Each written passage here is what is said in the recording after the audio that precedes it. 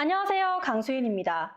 최근 중국이 코로나19의 발원지를 두고 코로나19 발원지가 우한이 아닐 수 있다고 주장해 전 세계인들로부터 조롱과 비난이 쏟아지고 있습니다.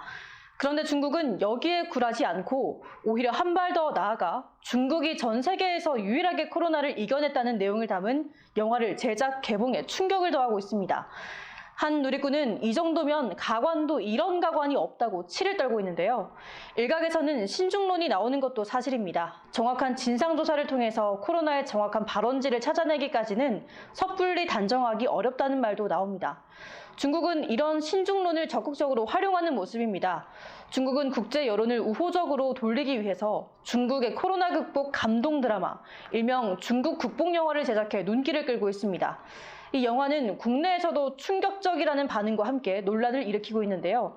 그 이유는 코로나도 극복한 위대한 중국을 강요하는 중국 국뽕 영화가 우리나라에서 개봉했기 때문입니다.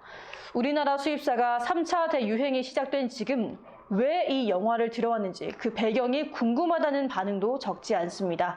분노와 충격을 동시에 안겨주고 있는 중국의 코로나 극복 감동 드라마, 과연 어떤 내용인지 한번 들여다보겠습니다.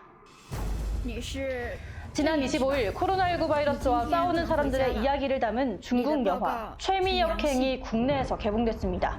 가장 아름다운 역행이라는 뜻의 최미 역행은 중국에서는 7억 뷰를 돌파하며 뜨거운 반응을 일으키고 있는데요. 결혼을 앞둔 철도경찰 정인과 천인루, 우한에서 폐렴 증상이 심각해져 국가 비상사태가 선포되자 결혼을 미루게 됩니다. 그 가운데 지명수배범이 우한행 고속열차에 올라탔고 정인은 열차에서 그를 알아보고 잡으려다가 마스크가 벗겨지는데요. 그렇게 열차에 탄 사람들은 모두 코로나19 검사를 받고 자가격리에 들어갔지만 정인은 결국 코로나에 감염되고 맙니다.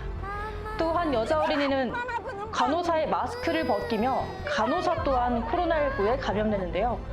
의료진은 방호복이 부족하고 몇몇 환자들의 돌발 행동들로 의료진 감염도 심각해집니다. 정인의 아버지는 사스가 유행했던 때 우한에 자원을 떠난 의사. 당시 정인의 아버지는 위급한 환자를 치료하느라 아내를 잃었습니다.